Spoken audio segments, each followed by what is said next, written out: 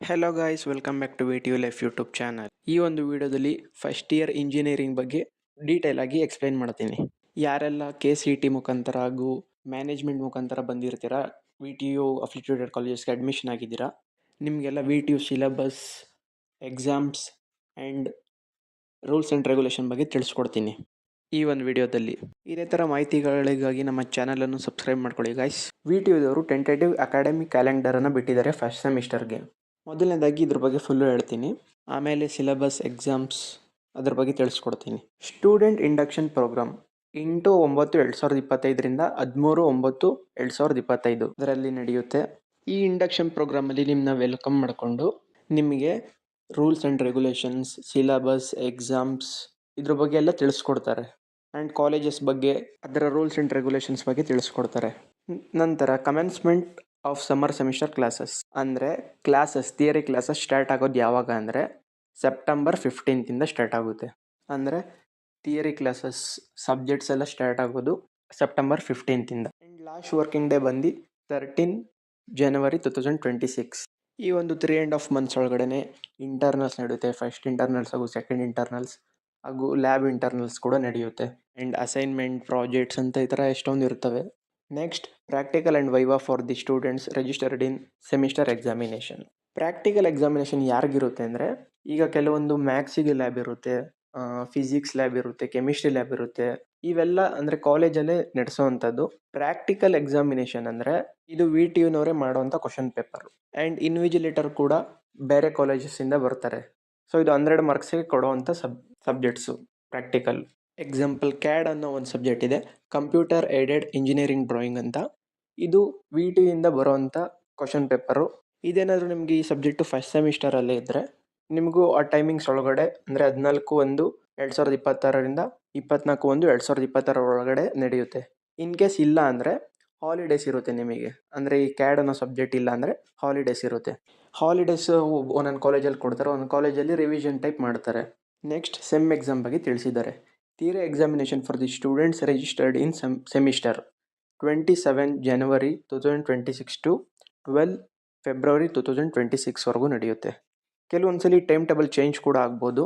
Last year ಕೂಡ ಡೇಟ್ನ ಇನ್ನೂ extend ಮಾಡಿದರು, ಸೊ ಚೇಂಜ್ ಆಗಿದ್ರೂ ಆಗ್ಬೋದು theory examinations. And commencement of next semester ಅಂದರೆ ಸೆಕೆಂಡ್ ಸೆಮಿಸ್ಟರ್ 16 ಫೆಬ್ರವರಿ 2026. ಸೊ ಇಷ್ಟನ್ನು ತಿಳಿಸಿದ್ದಾರೆ ಈ ಒಂದು ಟೆಂಟೇಟಿವ್ ಅಕಾಡೆಮಿಕ್ ಕ್ಯಾಲೆಂಡರಲ್ಲಿ. ಸುಮಾರು ಜನಕ್ಕೆ ಅನಿಸ್ತಿರ್ಬೋದು ಕೇವಲ 3 ದಿನ ರಜಾ ಕೊಟ್ಟಿದ್ದಾರೆ ಅಂತ. ಇದು ಡೇಟ್ ಎಕ್ಸ್ಟೆಂಡ್ ಕೂಡ ಆಗ್ಬೋದು, ಸೊ ಯಾರೂ ಬೇಜಾರು ಮಾಡ್ಕೊಬೇಡಿ, ಡೇಟ್ ಎಕ್ಸ್ಟೆಂಡ್ ಆಗುತ್ತೆ. ಲಾಸ್ಟ್ ಇಯರಲ್ಲಿ ಕೂಡ 10 ಮಾರ್ಚಿಗೆ ಸ್ಟಾರ್ಟ್ ಆಗುತ್ತೆ ನೆಕ್ಸ್ಟ್ ಸೆಮಿಸ್ಟರ್ ಅಂತ ಹೇಳಿದರು, ಬಟ್ ಅದು 17ಗೆ ಸ್ಟಾರ್ಟ್ ಆಯಿತು, ಎಕ್ಸ್ಟೆಂಡ್ ಮಾಡಿದ್ರು. ಟೈಮ್ ಟೇಬಲ್ ಕೂಡ ಇಷ್ಟು ಕಡಿಮೆ ಇರಲ್ಲ, ಎಕ್ಸ್ಟೆಂಡ್ ಕೂಡ ಆಗ್ಬೋದು. ಸೊ ಇನ್ನು ಕಾಲೇಜ್ ಲೈಫ್ ಹೇಗಿರುತ್ತೆ ಅಂತ ತಿಳ್ಕೊಳ್ಳೋದಾದರೆ, ಮೊದಲನೇದಾಗಿ ಇಂಡಕ್ಷನ್ ಪ್ರೋಗ್ರಾಮ್ ನಡೆಯುತ್ತೆ ಆ್ಯಂಡ್ ಕ್ಲಾಸಸ್ ಕೂಡ ಸ್ಟಾರ್ಟ್ ಆಗುತ್ತೆ. ನಿಮ್ಮದು ಎಂಜಾಯ್ ಮಾಡಿಬಿಡಿ ಅಂತ ನಾನು ಹೇಳ್ತಿಲ್ಲ, ಎಂಜಾಯ್ ಮಾಡಿ, ಆದರೆ ಸ್ವಲ್ಪ ಓದೋದ್ರ ಕಡೆನೂ ಗಮನ ಕೊಡಿ. ಆ್ಯಂಡ್ ಜಾಸ್ತಿ ಬಂಕ್ ಹಾಕಕ್ಕೆ ಹೋಗ್ಬೇಡಿ, ಅಟೆಂಡೆನ್ಸ್ನ ಮೇಂಟೈನ್ ಮಾಡಿ. ಬೆಸ್ಟ್ ಟ್ರಿಕ್ ಏನಂದರೆ, ಜಾಸ್ತಿ ಬಂಕ್ ಹಾಕ್ದೇನೆ ಒಳ್ಳೆ ಅಟೆಂಡೆನ್ಸ್ನ ಮೇಂಟೈನ್ ಮಾಡಿ. ಲಾಸ್ಟ್ ಇನ್ನೇನು ಎಕ್ಸಾಮ್ ಹತ್ತತ್ರ ಬರಬೇಕಾದ್ರೆ ನೀವು ಬೇಕಾದ್ರೆ ನೀವು ಆಬ್ಸೆಂಟ್ ಆದರೂ ಏನು ಇದಾಗಿರಲ್ಲ, ಪ್ರಾಬ್ಲಮ್ ಇಲ್ಲ. ಯಾಕೆಂದರೆ ನಿಮ್ಮ ಅಟೆಂಡೆನ್ಸು ಜಾಸ್ತಿ ಇರುತ್ತೆ. ನೀವು ಈಗಲಿಂದನೇ ಜಾಸ್ತಿ ಆಬ್ಸೆಂಟ್ ಆಗಿದ್ರೆ ಕ್ಲಾಸಸ್ಗೆ ಆಮೇಲೆ ನೀವೇ ಅಟೆಂಡ್ ಆಗಬೇಕಾಗುತ್ತೆ ಲಾಸ್ಟಲ್ಲಿ ಎಕ್ಸಾಮ್ ಟೈಮಲ್ಲಿ ಕೂಡ. ಆ್ಯಂಡ್ ಫಸ್ಟ್ ಇಂಟರ್ನಲ್ಸ್ ವಿತಿನ್ 1.5 ಮಂತಲ್ಲೇ ನಡೆಯುತ್ತೆ. ಸೊ ಒಳ್ಳೆ ಮಾರ್ಕ್ಸ್ ತಗೊಳ್ಳಿ ಗಾಯ್ಸ್, ಯಾಕೆಂದರೆ ಇಂಟರ್ನಲ್ಸ್ ಕಾಲೇಜಿಂದನೇ ನೀವು ಗುಡ್ ಮಾರ್ಕ್ಸ್ ತಗೊಂಡ್ರೆ ಸೆಮ್ ಎಕ್ಸಾಮಲ್ಲಿ ನಿಮಗೂ ಹೆಲ್ಪ್ ಆಗುತ್ತೆ. ನೀವು ಕಡಿಮೆ ಸ್ಕೋರ್ ಮಾಡಿದ್ರು ಕೂಡ ಇಲ್ಲಿ ಜಾಸ್ತಿ ಸ್ಕೋರ್ ಮಾಡಿದರೆ ಬೆಟರ್ ಮಾರ್ಕ್ಸ್ ಬರುತ್ತೆ, ನಿಮಗೆ ಒಳ್ಳೆ SGPA ಬರುತ್ತೆ. ಆ್ಯಂಡ್ ಫಸ್ಟ್ ಇಂಟರ್ನಲ್ಸ್ ಆಗಿ 1.5 ಮಂತ್ ಒಳಗಡೆ ಸೆಕೆಂಡ್ ಇಂಟರ್ನಲ್ಸ್ ಕೂಡ ನಡೆಯುತ್ತೆ. And P cycle, C cycle ಅಂತ ಇರುತ್ತೆ. P ಸೈಕಲ್ ಅಂದರೆ ಫಿಸಿಕ್ಸ್ ಮತ್ತು ಇನ್ನು ಬೇರೆ ಸಬ್ಜೆಕ್ಟ್ಗಳು ಇರ್ತವೆ. ಆ್ಯಂಡ್ C ಸೈಕಲಲ್ಲಿ ಕೆಮಿಸ್ಟ್ರಿ ಹಾಗೂ ಬೇರೆ ಸಬ್ಜೆಕ್ಟ್ಗಳು ಇರ್ತವೆ. ಆ್ಯಂಡ್ ಲ್ಯಾಬ್ ಕೂಡ ಇರ್ತದೆ, maths lab, physics lab, chemistry lab, programming ಲ್ಯಾಂಗ್ವೇಜಲ್ಲಿ C++, ಪೈಥಾನ್ ಎಕ್ಸೆಟ್ರಾ. ಇವೆಲ್ಲ ನಿಮ್ಮ ಕಾಲೇಜವರೇ ಲ್ಯಾಬ್ ಇಂಟರ್ನಲ್ಸ್ ಮಾಡ್ಕೊತಾರೆ. ಆ್ಯಂಡ್ ಅಸೈನ್ಮೆಂಟ್, ಸೆಮಿನಾರ್ ಅಂತ ಇದೇ ಥರ ನಿಮಗೆ ಇಂಟರ್ನಲ್ಸ್ ಮಾರ್ಕ್ಸ್ಗೆ ಇದರಿಂದನೂ ಮಾರ್ಕ್ಸ್ ಕೊಡ್ತಾರೆ. ಸೊ ನೀವು ಇಂಟರ್ನಲ್ಸ್ ಮಾರ್ಕ್ಸ್ ತೆಗಿಬೇಕು ಅಂದರೆ ಅದರಲ್ಲಿ seminar, assignments, first internals, second internals ಎಲ್ಲನೂ ಸೇರಿಸಿ ಇಂಟರ್ನಲ್ಸ್ ಕೊಡ್ತಾರೆ. ಇಂಟರ್ನಲ್ ಮಾರ್ಕ್ಸ್ ಎಷ್ಟು ಅಂದರೆ 50 ಮಾರ್ಕ್ಸ್. ಟೋಟಲಾಗಿ ಒಂದು ಸಬ್ಜೆಕ್ಟಿಗೆ 100 ಮಾರ್ಕ್ಸ್ ಇರುತ್ತೆ. 50 ಮಾರ್ಕ್ಸ್ ಕಾಲೇಜಿಂದ ಕೊಡ್ತಾರೆ, ಅಂದರೆ ಇಂಟರ್ನಲ್ ಮಾರ್ಕ್ಸ್. ಅಂದರೆ ಇದು ಎಲ್ಲ ಸೇರಿ, ಅಂದರೆ ಅಸೈನ್ಮೆಂಟ್ಸ್ ಅವೆಲ್ಲ ಸೇರಿ. ಆ್ಯಂಡ್ ಇನ್ನು 50 ಮಾರ್ಕ್ಸ್ ನೀವು ಸೆಮ್ ಎಕ್ಸಾಮಲ್ಲಿ ತಗೊಬೇಕು.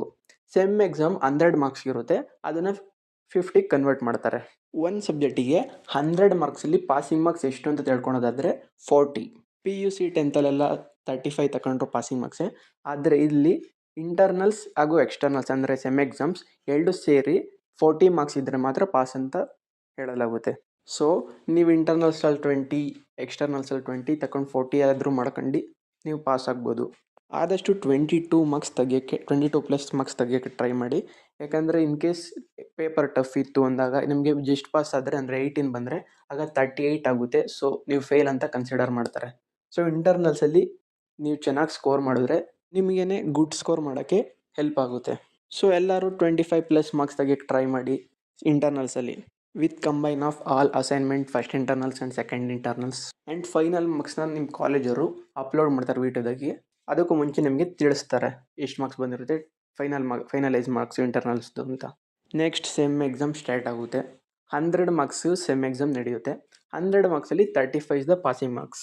ಅಂದರೆ ಟೋಟಲ್ ಇಂಟರ್ನಲ್ಸ್ ಎಕ್ಸ್ಟರ್ನಲ್ಸ್ ಸೇರಿಸಿ 40 ಮಾರ್ಕ್ಸ್ ತೆಗಿಬೇಕು.